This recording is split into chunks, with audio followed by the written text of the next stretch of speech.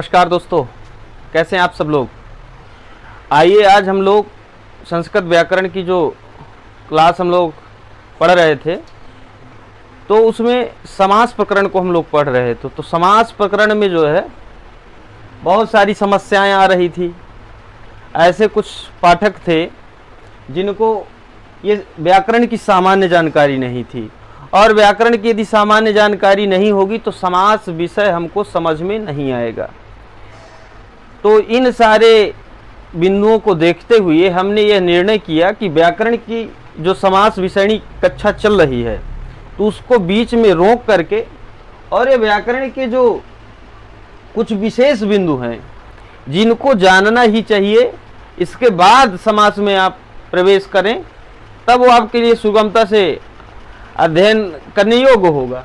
तो उन बिंदुओं को हम एकत्रित करके लाए हैं और पहले उन बिंदुओं से आपको अवगत कराएंगे, और जब उन बिंदुओं से आप जो है भली भांति परिचित हो जाएंगे तो फिर जब आप समास का अध्ययन करेंगे तो समास आपके लिए बहुत ही सरल हो जाएगा। क्योंकि व्याकरण बहुत सरल विषय है, ये आपके व्यवहारिक जीवन की तरह है, जो आप देखते हैं वही जीते हैं। तो इसी प्रकार से जो व्याकरण है तो मैथ और एकदम सामान्य जीवन की तरह है, जो एक नियम लिखा है तो उसी नियम के आधार पर ही यहाँ काम होगा।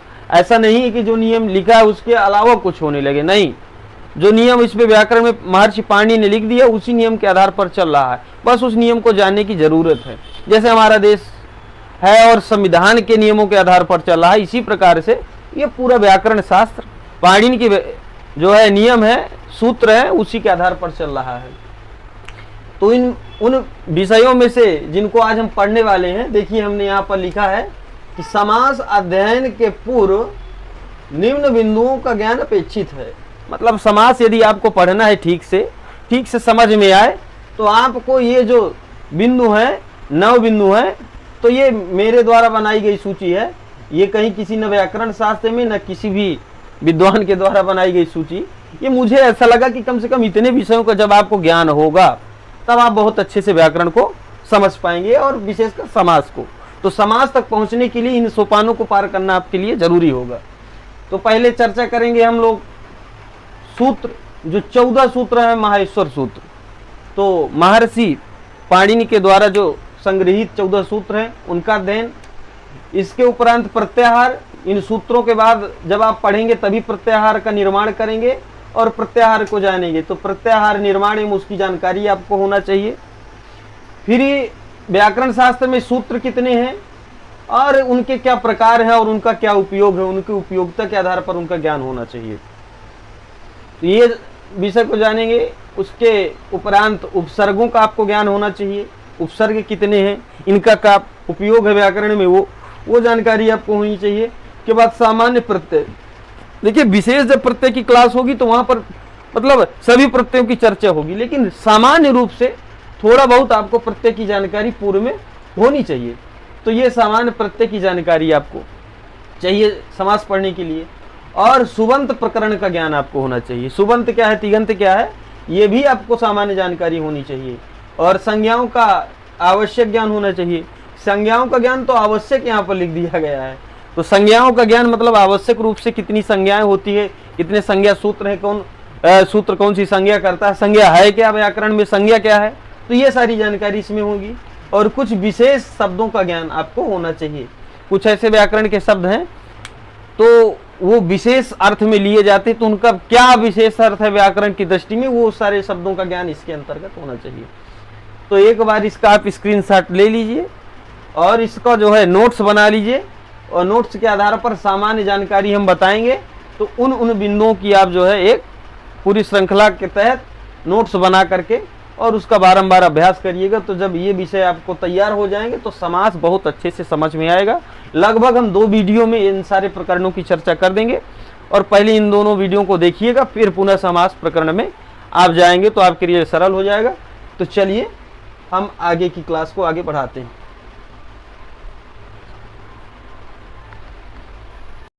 तो आइए विषय को आगे बढ़ाते हैं और माहेश्वर सूत्रों का अध्ययन करते हैं। तो माहेश्वर सूत्रों की संख्या कितनी है, तो 14 है। और महेश मतलब शंकर जी से प्राप्त होने के कारण इनको माहेश्वर कहा गया। तो माहेश्वर सूत्र है और ये 14 हैं। तो पहला सूत्र है आ ई ऊण। पहला सूत्र कौन सा है? आ ई ऊण। आ ई ऊण, तो मिलाकर कहेंगे आ ई ऊण। फिर दूसरा है रि ली क, तो मिलाकर बोलेंगे तो रिल रिक।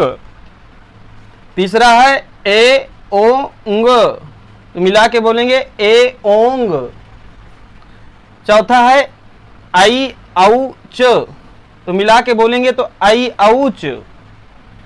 और फिर आपका पांचवा है हा य वा र ट, तो मिला करके जब बोलेंगे तो हा य वा र ट। और छठवां है ल उण, तो जब मिला करके बोलेंगे तो लण। और सातवां है ञ मंगल नम, और मिलाने पर ये होगा ञ मंगल नम, ञ मंगल नम। फिर आठवां है झा भई, झा भई, तो मिला के बोलेंगे झा भई। फिर आपका नौवां हो जाएगा घा ढ ध स, और मिला के बोलेंगे तो घा ढ धस। और आपका 10वां है जा ब गा ड दास, और इसी को एक साथ बोलेंगे तो जब गड 10। फिर है खा फ छा ठा थ चा ट ता व, और एक साथ मिला करके बोलेंगे तो खा फ छा ठा थ चट तव। फिर अगला है का पा य, और मिलाने पर कपाय। और 13वां सूत्र है सा स सा र, और मिला के बोलेंगे तो सस सर। और अंतिम सूत्र है हल, और मिलाने पर यह हो जाएगा हल। तो एक बार पुनः वाचन करेंगे।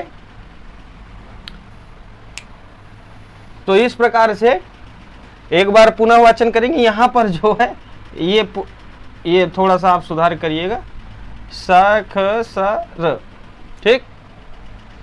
तो एक बार पुनः बोलिए हमारे साथ, आ ई ऊण, रिल रिक, ए ओंग, आई आउच, हाय वरट, लण, ञम गण नम, झाभई, घट धस, जब गड 10, खफ छठत चट तव, कपाय, सख सर और हल। तो इस प्रकार से 14 सूत्र है। इनको क्या कहते हैं? इनके नाम है शिव सूत्र। भगवान शिव से प्रदत्त है, इसलिए शिव सूत्र है। माहेश्वर सूत्र, उनका नाम महेश भी है, तो माहेश्वर सूत्र भी लोग कहते हैं। पाणिनि सूत्र पाणि के द्वारा लिखित है ये, तो पाणिनि सूत्र कहे गए। और चतुर्दश सूत्र भी कोई कोई कहते हैं, क्योंकि ये 14 सूत्र है, तो चतुर्दश सूत्र हो गए, तो चतुर्दश सूत्र भी कहते हैं। तो इन 14 सूत्रों को आधार मान करके पाणिनि ने क्या किया? व्याकरण शास्त्र की रचना की। अब आइए थोड़ा सा व्याकरण परंपरा को तीव्रता के साथ आपको बताते हैं। इन 14 सूत्रों को आप लिख लीजिएगा, और यहाँ पे आपको हम कहाँ से व्याकरण परंपरा चली उसको थोड़ा सा बता दें, और फिर विषय को आगे बढ़ाएंगे। तो सबसे पहले आए भगवान शिव।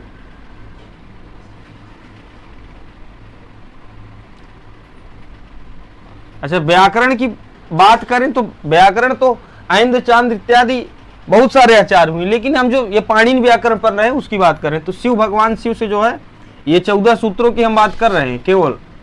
तो ये जो 14 सूत्र मिले हैं तो भगवान शिव से किसको मिले? पाणिनि को। और पाणिनि ने जो है 14 सूत्रों की रचना से 4000 लगभग नए सूत्र बनाए, ठीक है ना, 4000, जिससे पूरा व्याकरण जो है इसी पर आधारित है, 4000 सूत्र।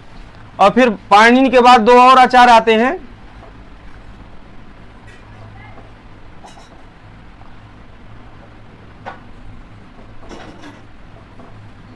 कात्यायन और पतंजलि। ये 2 मुनि हैं, और इन तीनों को, ये 1, ये 2 और ये 3, इन तीनों को मिलाकर के कहते हैं त्रिमुनि। ये आद्य मुनि है, ठीक है ना। ये कौन है? आद्य मुनि, आद्य त्रिमुनि, ये तीनों जो है। और इनका अपर नाम है वररुचि। तो इस प्रकार से पाणिनि ने जो है 4000 सूत्र लिखे, और 4000 सूत्रों को किसमें लिखा? अष्टाध्यायी एक ग्रंथ है, अष्टाध्यायी। और जो है अष्टाध्यायी में 4000 सूत्रों को 8 अध्याय में लिखा, और 4 पादों में, हर अध्याय को 4 पादों में विभक्त किया, तो टोटल 8 चौक 32 पाद हो गए। तो इस प्रकार 32 पादों में जो है अष्टाध्यायी हो गई। और वररुचि आए तो इन्होंने वार्तिक लिखा। वार्तिक किस पे लिखा? ये पाणिनि के जो अष्टाध्यायी है इसके सूत्रों पर वार्तिक की रचना की। और पतंजलि आए तो इन्होंने महाभाष्य लिखा, महाभाष्य लिखा, ठीक है ना। महाभाष्य इस पे वार्तिक पर भी, और जो है अष्टाध्यायी की 4000 सूत्रों पर भी। तो प्रश्न बनता है कि वार्तिककार कौन है? वार्तिककार मतलब वार्तिक की रचना किसने की? तो वार्तिककार कात्यायन है। और महाभाष्यकार कौन है? मतलब महाभाष्य की रचना कौन की? तो पतंजलि जो है महाभाष्य। और त्रिमुनि कौन है? तो पाणिनि, पाणिनि, कात्यायन और पतंजलि, ये त्रिमुनि है। इनका यही क्रम है, पहले नंबर में पाणिनि, दूसरे में कात्यायन और तीसरे में जो है पतंजलि आते हैं। तो ये त्रिमुनि हो गए। और इसके बाद फिर विभिन्न आचार्य आए, जिनमें से आपका भट्टो जी दीक्षित, भट्टो जी दीक्षित हो गए, और वरदराज। और अभी आप जो है सामान्य व्याकरण में डॉक्टर बाबूराम सक्सेना, बाबूराम सक्सेना इत्यादि, ये सब तो इन्हीं पाणिनि के जो व्याकरण है इन्हीं पर जो है भट्टो दीक्षित ने जो है इनको संग्रहित करके इनकी व्याख्या किया, इन पर लेखनी चलाई। और इन्हीं सूत्रों पर वरदराज भी उन सूत्रों का संग्रह करके और उनकी जो है क्या किया? वृत्ति लिखा। और पाणिनि के ये अष्टाध्यायी से भट्टो जी दीक्षित की, अच्छा इनकी पुस्तक का नाम है, इनकी पुस्तक का नाम है सिद्धांत कौमुदी, सिद्धांत कौमुदी, ये भट्टो दीक्षित की पुस्तक है।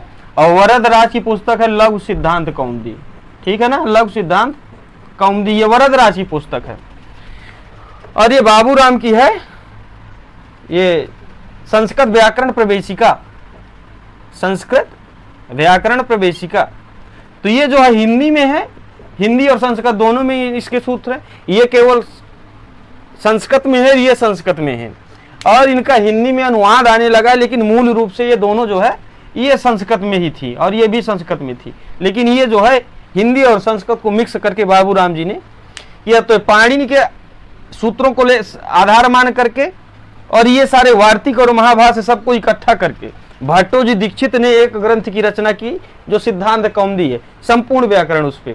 इसके बाद उन 4000 सूत्रों में से 1250 सूत्र, लगभग 1250 लगभग सूत्रों को आधार मानकर वरदराज जी ने लघु सिद्धांत कौमुदी की रचना की। और इस लघु सिद्धांत में लगभग सामान्य जानकारी व्याकरण की है। तो उसी को जो है प्रायः विश्वविद्यालयों में और विभिन्न विद्यालयों में जो है पाठ्यक्रम में लघु सिद्धांत कौमुदी रखी जाती है। और भट्टो दीक्षित द्वारा एक जो सिद्धांत कौमुदी है, तो इसमें जो कारक प्रकरण है, तो ये कारक प्रकरण रखा जाता है, बाकी लघु सिद्धांत से प्रायः जो है ये पाठ्यक्रम में होता है। बाबूराम सक्सेना उत्तर प्रदेश में आयोजित होने वाली टीजीटी परीक्षा, टीजीटी, ये सिलेबस में रखी गई है। तो ये जो है टीजीटी में भट्टो जी दीक्षित की जो सिद्धांत कौमुदी है उससे भी सूत्र इन्होंने लिया, अष्टाध्यायी से भी कुछ लिए हैं, और लघु सिद्धांत से, तीनों ग्रंथों का सामंजस्य करके अपने ग्रंथ में जो है व्याकरण शास्त्र की रचना सक्सेना जी ने किया है। तो इस प्रकार से ये सामान्य जानकारी व्याकरण की थी। अब अगले पाठ को लेकर के और हम आपसे पुनः जो है चर्चा करेंगे। तो आइए हम लोग जो है प्रत्याहार निर्माण की विधि को जानते हैं कि प्रत्याहार का निर्माण कैसे किया जाता है, और ये प्रत्याहार है क्या। तो जैसे प्रत्याहार की देखिए यहाँ पर परिभाषा करते हैं, कहते हैं प्रत्याह्रियन्ते संक्षिप्यन्ते वर्णाः यत्र सा प्रत्याहारः, अर्थात जहां पर वर्णों का संक्षेपीकरण किया जाए उसे क्या कहेंगे? प्रत्याहार कहेंगे। तो वर्णों का संक्षेपीकरण क्या है? तो जैसे यहां कर दिया जाए आ, शा, ता, ना, पा, का, टा, इतने वर्ण लिखे हुए, 1 2 3 4 5 6 7, ये 7 वर्ण लिखे गए हैं। और इन 7 वर्णों का संक्षेपीकरण कर दिया जाए तो पहला वाला ले लिया जाए और अंतिम वाला ले लिया जाए और कह दिया जाए 8। ये जो हमने 8 कह दिया तो 8 ये क्या हो गया? यही प्रत्याहार हो गया। हमको 8 कहने से इतने शब्दों का ज्ञान हो जाएगा। लेकिन अन्य जगह नहीं, व्याकरण के परिप्रेक्ष्य में प्रत्याहार का ये मतलब है, और व्याकरण में वो भी 14 सूत्रों के। ठीक, तो ये जो है हम 14 सूत्रों की चर्चा कर रहे हैं, तो यहाँ 14 सूत्रों को आप जानिए। तो इस प्रकार से संक्षेपीकरण किया जाता है। पहला ले लिया जाएगा, ये पहला और दूसरा, और दोनों को जो है एक साथ रख देंगे और इसी को हम कह देंगे प्रत्याहार। तो ये है प्रत्याहार। तो ये प्रत्याहार हो गया और ये बनाने की विधि हो गई, पहला दूसरा। अब जैसे 8 प्रत्याहार, अब इसकी जगह 8 की जगह हम कह दिया, इसका नाम क्या हो गया? 8 प्रत्याहार। तो इसी प्रकार से अब हम 14 सूत्रों से प्रत्याहार बनाते हैं और उनका नाम जानते हैं। तो आप जान रहे हैं आई उण रिलिक एओंग आई औच हैवरट लण ञम गणनम झभई घटधस जब गटदस खप छटत चटतो कपय सकसर हल, ये 14 सूत्र हैं। तो ये 14 सूत्र जब तक आपको याद नहीं होंगे तो आप सही से प्रत्यय नहीं बनाएंगे। तो प्रत्याहार बनाने के पहले 14 सूत्र याद करिए और 14 सूत्र याद करने के बाद प्रत्यय बनाइए। तो आइए हम शुरू करते हैं। जैसे आ ई उ ड़, ये 4 अक्षर हैं। इन चारों अक्षरों में से पहला अक्षर लेते हैं, आ को लेते हैं, ये पहले। तो आ को ले लिए और फिर लास्ट वाला लिया जाता है, तो आड़ा को ले लिया। तो ये अण बन गया। ये अण क्या बन गया? ये प्रत्याहार बन गया। ये पहले वर्ण और अंतिम वर्ण को मिला करके जो शब्द बनेगा उसका नाम क्या होगा? प्रत्याहार होगा। तो ये अण क्या हो गया? हमारा प्रत्याहार हो गया। ऐसा अण में कितने जो है वर्ण आएंगे? तो 1 2 3 4 वर्ण आते हैं। तो आ, ई और उ और अड़, ये 4 आए, ये चारों। तो हमने चारों को लिख दिया। लेकिन एक नियम ये है कि इनमें से जो हलंत होता है लास्ट वाला, इसको नहीं लिया जाता। नाम तो यहां अड़ा तक रहेगा।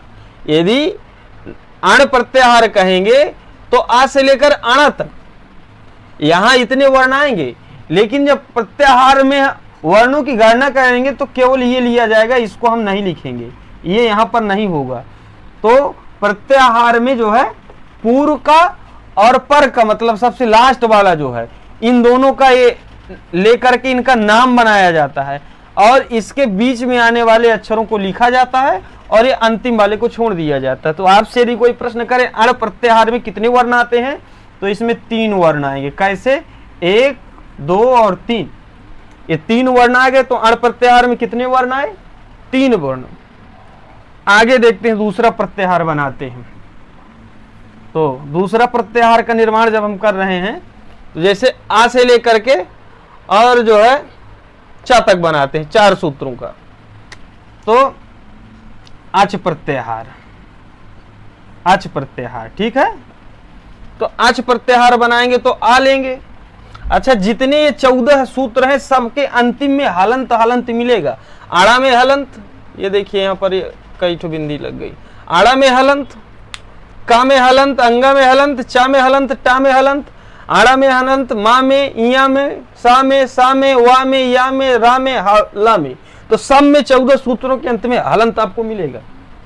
और इन्हीं 14 अक्षरों को हमको प्रत्याहार में गिनना नहीं, नाम में शामिल रहेंगे। जैसे अच है तो ये चा, आ और चा लिए तो ये शामिल है, लेकिन जब गिनती करेंगे तो इसको चा को नहीं गिनेंगे, इसको छोड़ देंगे। तो आइए अच बनाते हैं। तो प्रत्याहार का आप नियम जान ही रहे हैं कि जहां से आज देखेंगे कि आ कहां है 14 सूत्रों में, तो आ यहां से शुरू है। तो आ, ई और उ, फिर देखिए आड़ा को यहाँ छोड़ देंगे तो आड़ा नहीं लिखेंगे। फिर और का दूसरा सूत्र है री ली क। अच्छा, क्रम से लेते जाएंगे। जैसे कह दिया पहला वर्ण हमको खोजना है, अच में जो है आ है, तो 14 सूत्र में आ कहाँ है, तो ये हमको पता होना चाहिए कि आई उण में ही आ है केवल, ना हाय वरट में है, ना ए ओंग में है, ना झबाई में है, ना कपई में, आई उण में है। तो जहां आ हो तो वहीं से गणना क्या करना है, प्रारंभ करना है। गणना प्रारंभ होगी, कहां से प्रारंभ होगी, आ से प्रारंभ होगी, और गणना खत्म कहां होगी, चा में खत्म होगी। तो चा खोजिए पूरे 14 सूत्रों में, तो आई औच में चा खत्म होता है। और क्रम से पूरा लेना है, पहले सूत्र के बाद दूसरा, ये पहला सूत्र है, तो इसके बाद दूसरे को लेना, फिर तीसरे को, फिर चौथे को, और जहां तक चा ना मिले तो वहां तक लेते जाना है, जब चा मिल जाए तो वहीं रोक देना है। तो अब आच को बनाते हैं, तो आई उण हो गया, तो आड़ा को तो लेना नहीं हलंत है। फिर री ली, तो री, फिर ली, री ली, फिर ये हो गया, फिर ए ओंग हो गया, ए ओ, अंगा को नहीं लिया जाए क्योंकि हलंत है। और फिर आई औ, तो आई जो है और फिर औ, और यहाँ पर चा मिल जाता है तो चा को नहीं लेना है। तो ये जो है हमारे कितने वर्ण हो गए, 1 2 3 4 5 6 7 8 और ये 9, तो ये 9 वर्ण हो गए। और 9 वर्ण हो गए तो ये कौन सा प्रत्याहार है, ये अच प्रत्याहार। तो अच प्रत्याहार में कितने वर्ण आते हैं, तो 9 वर्ण आते हैं। तो प्रत्याहार का क्या नाम है, प्रत्याहार का नाम अच प्रत्याहार है। और अच प्रत्याहार में आने वाले वर्णों की संख्या 9 है। कौन कौन से, आ अच से देखिए, आ से शुरू करिए, आ जहां मिले पूरे सूत्र में, तो आ जो है आई उण में आ मिल रहा है, तो यहां से शुरू करिए, आ ई उ, आड़ा छोड़ देना है, तो आ ई उ, री ली का छोड़ देना है, तो ए ओ आई औ, तो वही लिख दिए। तो इस प्रकार से 9 जो है ये अच हो गए। तो हम समझते हैं कि अब प्रत्याहार निर्माण करना आप जान चुके होंगे। तो इसी प्रकार से ये जो अच प्रत्याहार है, तो अच प्रत्याहार में सारे जो है आपके स्वर आ जाते हैं। देखिए सारे स्वर जो है इसमें होंगे, आ ई उ, री ली, ए ओ आई औ। तो आपसे पूछता है कि स्वर कितने हैं, तो 9 हैं। और अचों को ही, अच प्रत्याहार में आने वाले वर्णों को, मतलब अचों को ही क्या कहते हैं, स्वर कहते हैं। ये आप जान गए। अब आइए देखते हैं और अगला प्रत्याहार एक बनाते हैं। तो प्रत्याहार का नाम है, जैसे मान लीजिए अच हो गया, तो ये आ से ही शुरू कर रहे थे, तो आप कहीं केवल आ से ही क्यों शुरू कर, तो हम यहां से शुरू कर देते, कोई भी कहीं से भी। जैसे हा को ले लिए, तो हा को ले लिया, तो हा, और मान लो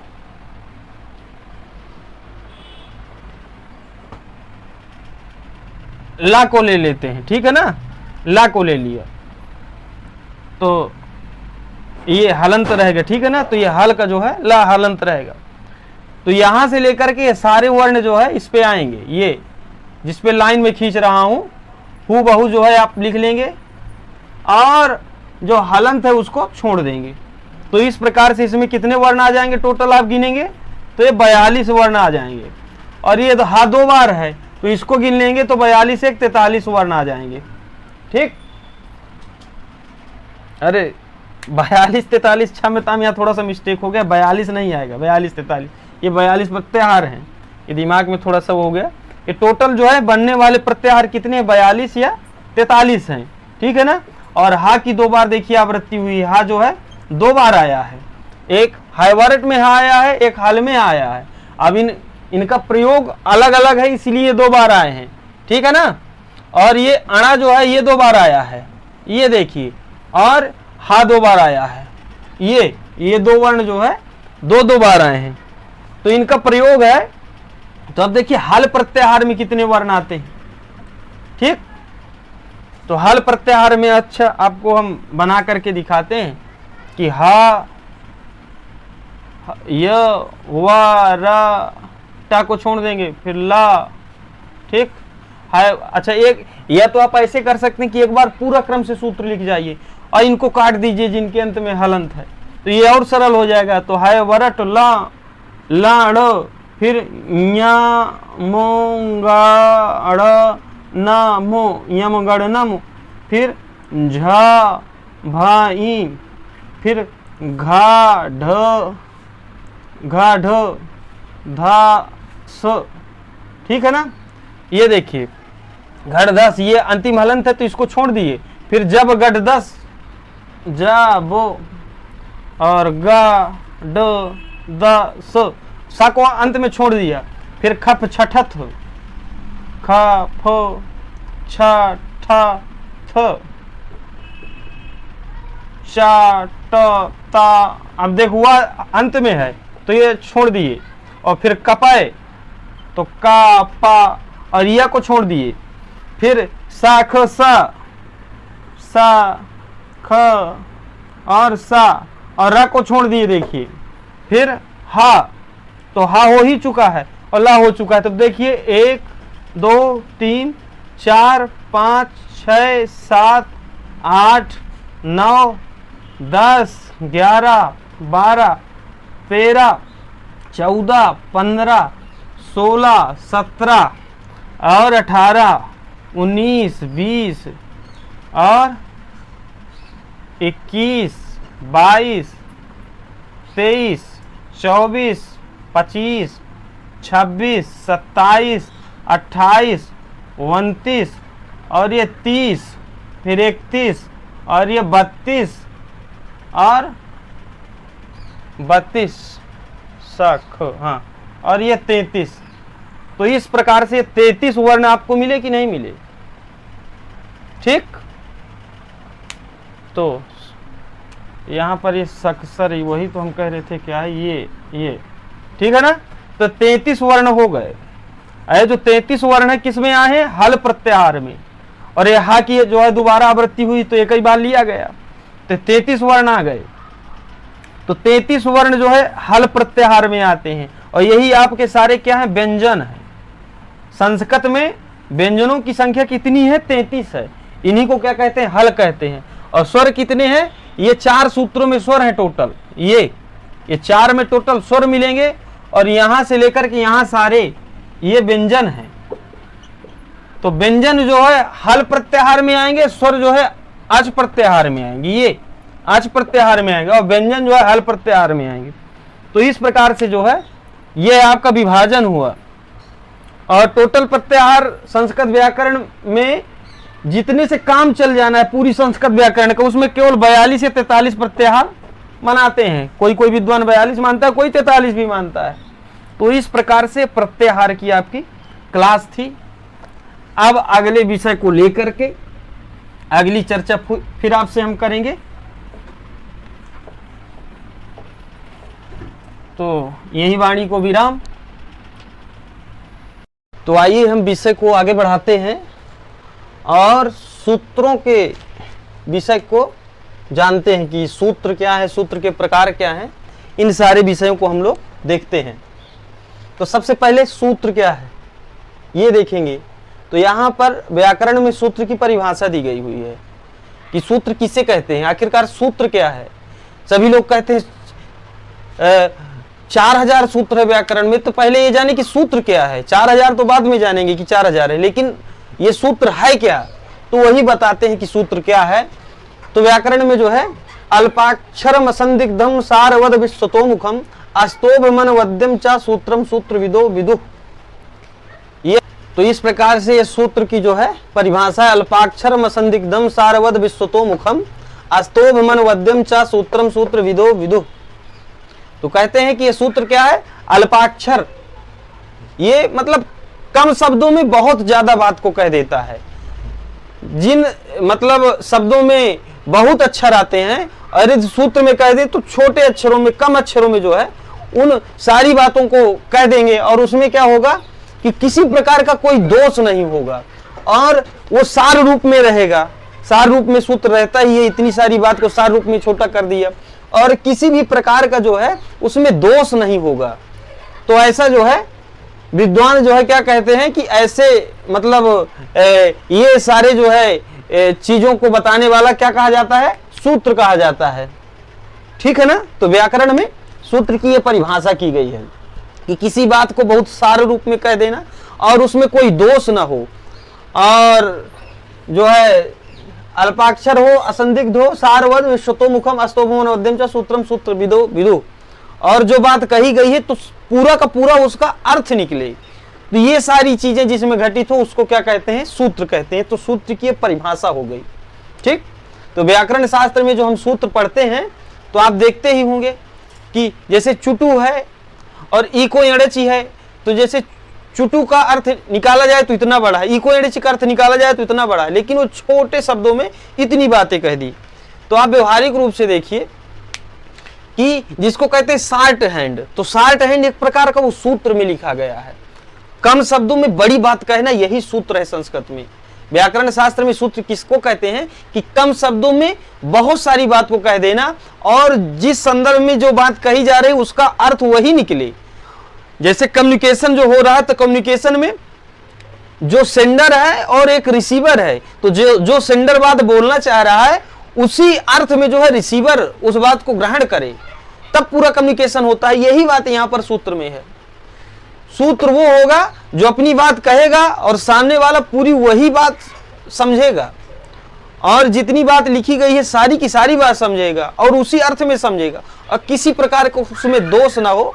ऐसे जो है शब्दों को क्या कहते हैं? विद्वान लोग कहते हैं कि ऐसे शब्द सूत्र हैं व्याकरण में।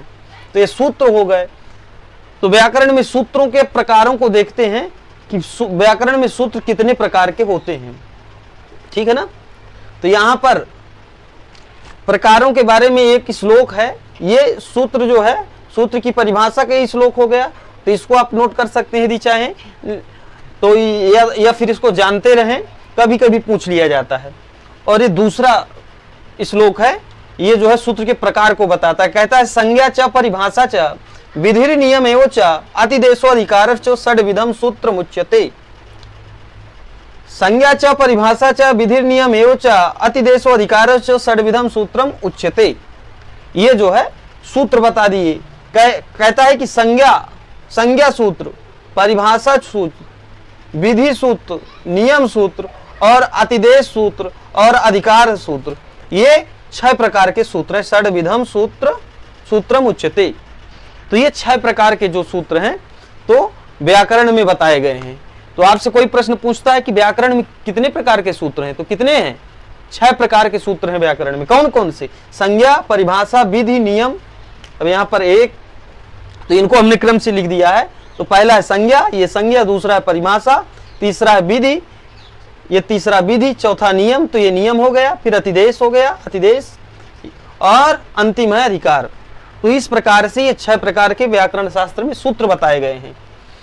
तो इन्हीं सूत्रों के अंदर बहुत सारे सूत्र आएंगे। संज्ञा एक विभाग कर दिया गया और इसी विभाग के अंतर्गत बहुत सारे जो है सूत्र आ जाएंगे। तो संज्ञा नाम का एक विभाग बना दिया गया सूत्रों का, तो उसमें संज्ञा करने वाले सूत्र हैं। तो देखिए कहते हैं कि 280 इनकी संख्या व्याकरण में कितनी है? 280 है। तो संज्ञा सूत्र है 280। और जैसे हलंत्यम, ये इत संज्ञा करता है, ठीक ना? तो इस प्रकार से जो है संज्ञा सूत्र जो है ये हो गए 280। और इसका उदाहरण आप हलंत्यम इत्यादि, ये सारी क्या है? इत संज्ञा या संज्ञा सूत्र हैं। तो हलंत्यम संज्ञा सूत्र हो गया। आप देखते हैं दूसरा है परिभाषा सूत्र। ठीक है ना? अच्छा, अब ये जानिए संज्ञा क्या है, संज्ञा सूत्र क्या है। तो संज्ञा सूत्र का मतलब ये हो गया कि वो सूत्र जो नाम करते हैं किसी चीज का। जैसे एक व्याकरण शास्त्र को माना गया है कि एक नई सृष्टि है और उस सृष्टि को चलाने के लिए सबका नामकरण किया जाएगा। तो हम मान लो किसी को नहीं जानते हैं तो सबको नाम अलग अलग दे दिया। घर में कोई वस्तु है तो वस्तुओं को जैसे नाम देते हैं उसी प्रकार से ये संज्ञा दी गई, मतलब उन सूत्रों का नाम दिया गया। ठीक है ना? तो उन सारी चीजों का कोई भी हमको काम करना है तो उसका एक नामकरण कर दिए और फिर उस नामकरण के आधार पर उसका व्यवहार में प्रयोग करेंगे। ठीक है? जैसे कोई बच्चा जन्म लेता है और मान लीजिए उसका नाम आप नहीं रखे और वो बड़ा हो गया, उसको बुलाना है, तो क्या आप बुलाएंगे? तो ए ओ करके बुलाएंगे। लेकिन आपको नाम पता होगा उसका, बचपन में आप नाम रखे होंगे कि राम श्याम, तो कितने भी हजारों लोग खड़े होंगे बोलेंगे राम इधर आओ, तो तुरंत बालक समझ जाएगा कि मेरा नाम राम है और मुझे बुलाया जा रहा है। तो ये जो है व्याकरण में भी इसकी आवश्यकता पड़ी, तो नामकरण की जो है आवश्यकता आने से संज्ञा सूत्रों का निर्माण किया गया। तो उनका नाम कर दिया कि तुम्हारा ये नाम है। तो इत संज्ञा जो है किस सूत्र के आधार पर की जाती है? हलंत्यम। इत संज्ञा जो नाम रखता है तो उसका कानून कौन है? ये हलंत्यम है। ये जो है ये हलंत्यम कहता है कि इत संज्ञा होगी। तो और भी जो है इसी प्रकार की 280 संज्ञाएं मिलती हैं व्याकरण में, और 280 संज्ञाओं में विभिन्न विभिन्न सूत्रों से वो संज्ञाएं होती हैं, और उन्हीं को जो है पूछ लेता है कि ये हलंत्यम कौन सी संज्ञा करता है? तो हलंत्यम इत संज्ञा करता है। इत संज्ञा कौन सा सूत्र करता है? तो इत संज्ञा हलंत्यम करता है। और हलंत्यम कैसा सूत्र है? तो हलंत्यम संज्ञा सूत्र है। तो ये इसका विभाग पूछ लेता है। इस प्रकार से 2-3 टाइप के प्रश्न इसमें बनते हैं। अब दूसरा आता है परिभाषा सूत्र। तो ये परिभाषा सूत्र जो है ये परिभाषा करने वाला सूत्र है। तो इनकी संख्या जो है व्याकरण में 36 है। ये व्याकरण में परिभाषा बताते हैं, विशेष एक परिभाषा जो है बताते हैं। तो उन परिभाषा सूत्रों की संख्या कितनी है? 36 है। और जैसा कि आप देख रहे हैं कि स्थाने अंतरतमा इस सूत्र का नाम है। तो एक ऐसा सूत्र है, ये एक परिभाषा सूत्र है।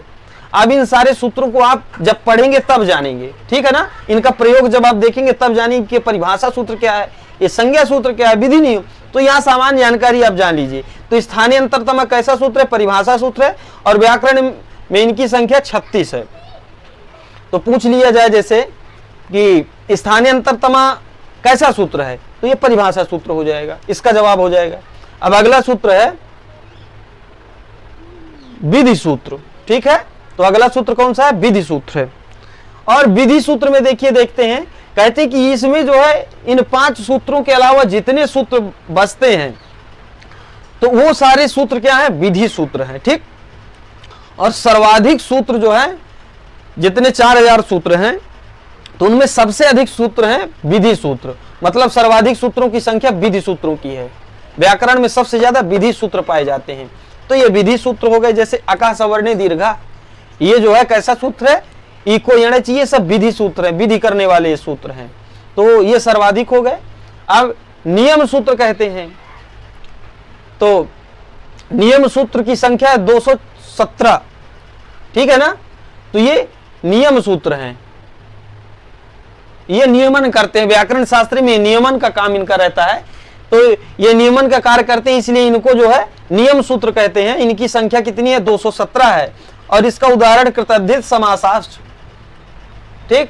तो ये कृतद्धित समासाश्च कैसा सूत्र है? तो नियम सूत्र है। इनकी संख्या टोटल व्याकरण में कितनी है? तो 217 है। तो नियम सूत्र हो गया। और ये 118 अतिदेश सूत्रों की संख्या है। तो अतिदेश सूत्र कितने हैं? तो 118 सूत्र जो है व्याकरण में अतिदेश सूत्र माने गए हैं। और अंतादिवच, ये इसका उदाहरण हमने एक लिख दिया है कि अंतादिवच इत्यादि 118 सूत्रों में से एक ये भी अंतादिवच है। ये कैसा सूत्र है? तो अतिदेश सूत्र है। तो अतिदेश सूत्र हो गया। अब आता है 48 सूत्रों की संख्या अधिकार सूत्र। तो व्याकरण में 48 सूत्र पाए जाते हैं अधिकार सूत्र। अधिकार सूत्रों की संख्या कितनी है? 48 है। और अधिकार सूत्रों में जैसे उदाहरण देखें तो कारके जो है ये कैसा सूत्र है? तो कारके ये अधिकार सूत्र है। तो आपसे प्रश्न यदि कर दिया जाए कि कारके कैसा सूत्र है, तो ये अधिकार सूत्र है। न अतिदेश है, न नियम है, न विधि है, न परिभाषा, न संज्ञा। कारके क्या है? अधिकार सूत्र है। और यहां पर लिखा अनुवृत्ति। तो जैसे कहते हैं अधिकार, ये लिख दिए। जैसे अधिकार सूत्र है ना, ये अधिकार। तो अधिकार और अनुवृत्ति,